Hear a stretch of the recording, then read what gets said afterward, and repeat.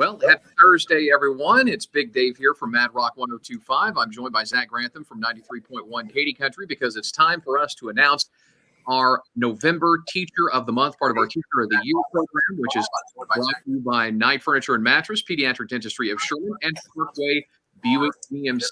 Now, Zach, we're going to give you the ability to introduce and bring up on our wonderful screen here our Teacher of the Month for November. Yes, I'm very excited about this. Of course, you know, the city of license for Katy Country is Bell's America. Mm-hmm. And so when we found out that our November Teacher of the Month was from Bell's Elementary School, and we found out she taught first grade, we were like, oh, she's going to fit right in with us radio guys. So we have Catherine Fisher from Bell's Elementary School.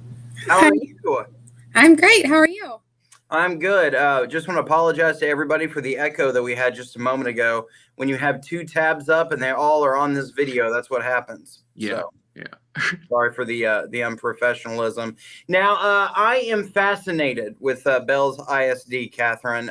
It seems like that everybody over in Bell's knows everybody. It's like that Tracy Bird song, I'm from the country. Everybody knows everybody. Yeah. Everybody calls you friends. Yeah, that one. It just seems like a close group of folks over there at Bell's ISD. It's definitely a great community. I actually live in Sherman, but I wanted to teach here so bad because I just love the community feel over here. And it's a tight-knit community for sure. And you've been there for 7 years, right? You've been teaching first grade at Bell's Elementary for 7 years. Wow. Yep. I love it. Did you always want to be a first grade teacher? No, actually, I started school wanting to be a fourth grade math teacher, and first grade's better. No math. Math discussion. I did some interning in the older grades and realized it just wasn't for me, and I wanted to be with the younger kids. And I student taught in kindergarten and just fell in love. So how did you end up first grade? If you're thinking kindergarten, first grade, like you didn't care at that point. You were like, fourth grade math, let's not do this. Let's go down to the younger ones. Kindergarten, first grade? Kindergarten, first grade, second grade. That's the ages for me. And those were the positions that were open was first grade whenever I interviewed at Bell's. And I was like, take it. I want to be at Bell's. So.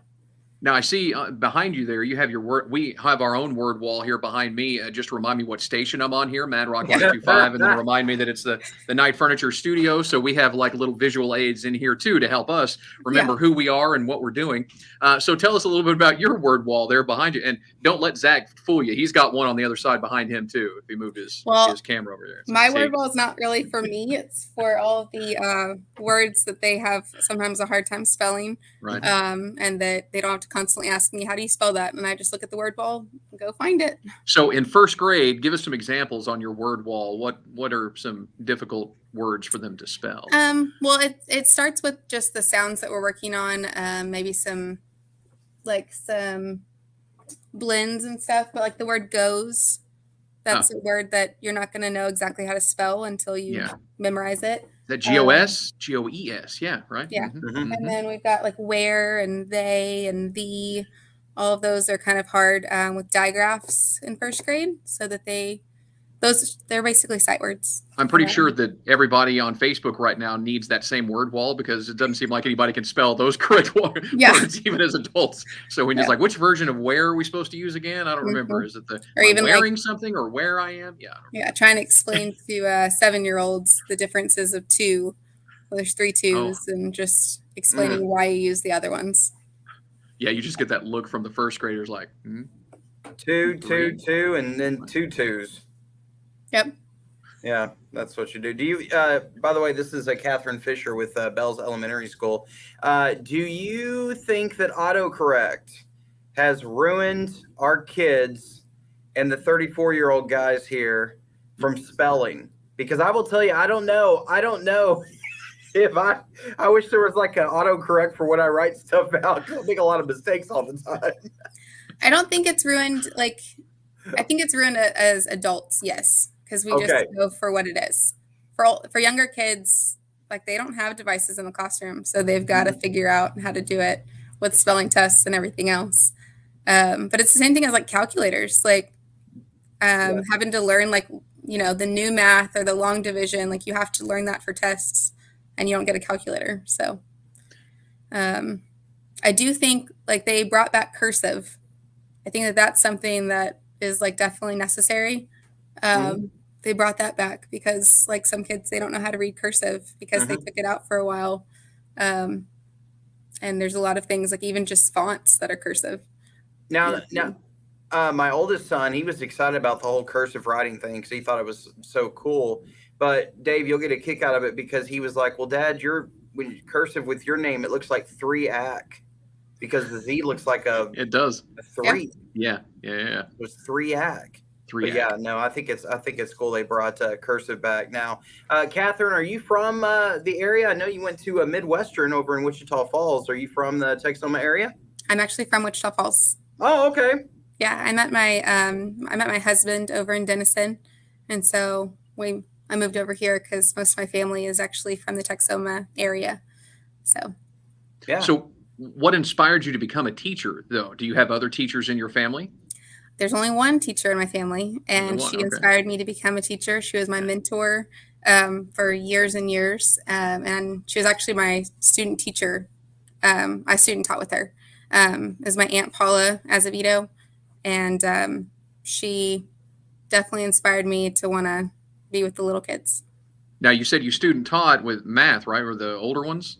I student taught with 4th and 5th grade. Yeah. So it just wasn't for me. It just wasn't for you. It's good for her, good for your mentor, but not for me. I'm going to the younger ones. I totally understand. Totally I also, I'm pretty short, and I kind of blend in with the 5th graders. They actually get really tall, and that's the competition at my school. It's like, oh, am I taller than Miss Fisher now? Which is pretty funny. Something to be proud of. I have to ask, how tall are you? Because I'm like, I think 5'3" on a good day. I'm 5 foot. Okay. All right. Yeah. My wife is 5 foot. Like at Grantham Manor, we have to have the step stool. You know what I'm talking about? Like just to be able to reach the cabinets. Step stools in multiple places in the house. So we got a step stool budget. So walk us through a typical day in 1st grade now, because I know it's way different than when I was in school, way different than when Zach was in school. So what is a typical day for a 1st grader now? Typical day, they start with writing sentences, their writing journal. Most of them, they already know how to read. It's just building on that skill. So some of them could be reading like at the very beginning, but then some of them can already be in chapter books. So we kind of have to balance out the levels and reading groups. And then we have snack time. It's great. And then we've got recess and lunch. And then after lunch, we have math. And this week in math, we're learning place value. So wow, that seems so early.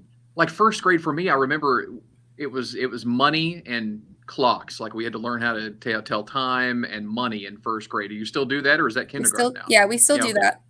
In kindergarten, they learn like the coin names, and then in 1st grade, we learn how to count them. We tell time by the hour and half hour, but we do a lot of addition and subtraction, and a lot of place value. Place value. That's awesome.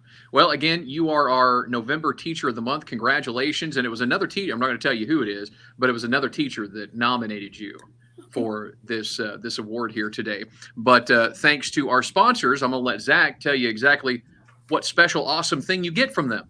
All right. Yes. You get $750, but it's going to be given to you in dimes.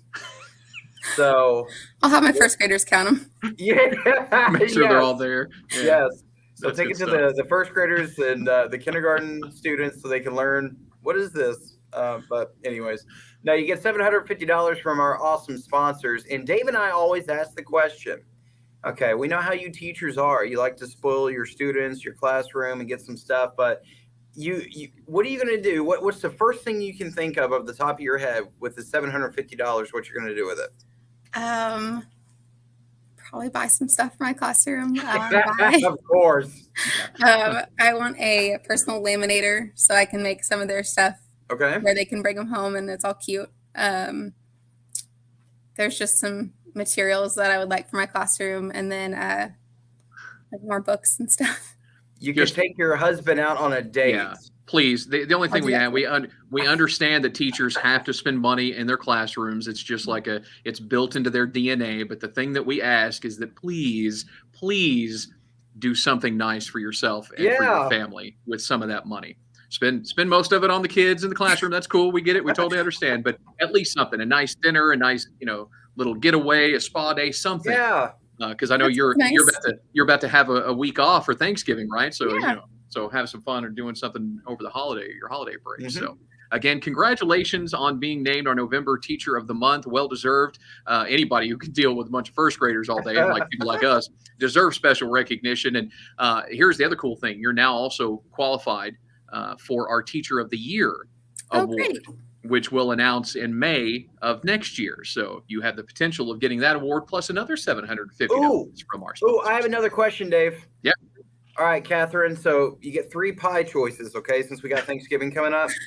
Pumpkin, pecan, or sweet potato pie. You can only choose one, Catherine. It's a no-brainer. It's a pumpkin pie. Okay. All right. Nice. I kind of waver back and forth between pumpkin and sweet potato. I've never had sweet potato pie. I'm telling you, it is a game changer. Last year, Black Friday, here I was searching for a sweet potato pie. Not electronics or Christmas gifts. Sweet potato pie. They're like, sir, the phone stuff's over. No, I want a sweet potato pie. Well, where do you find it? I tried this year. Where do you find it? A grocery store. I don't know. This is whatever your favorite grocery store is. Yeah, try it. Just try it. Get a small one if you don't want to get a big one because you don't like it. But it's good.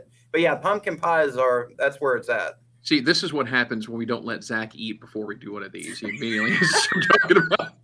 You started talking about snacks for the first graders, and the moment he had a chance, he started talking about food. All right. How my brain works. Yes, your brain's working that way. All right. Well, again, congratulations on being our November Teacher of the Month. Now, if you out there watching know of a teacher just like Catherine Fisher from Bells Elementary who deserves special recognition and deserves that $750 for being an awesome teacher, both inside and outside of the classroom, please go to our websites and nominate them. You can be another teacher, like we had in this case, nominated by another teacher, an administrator of a school district. Even parents and students of teachers can nominate them on our website. You can go to 931kmkt.com or the Mad Rock website, madrock1025.com, to nominate somebody, because we need nominations for our December Teacher of the Month and the rest of the school year. So please do that. Again, 931kmkt.com or madrock1025.com. And again, big thanks to our sponsors bringing us our Teacher of the Year program for the 2021-2022 school year: Night Furniture and Mattress, Pediatric Dentistry of Sherman, and Parkway Buick GMC. See you next time.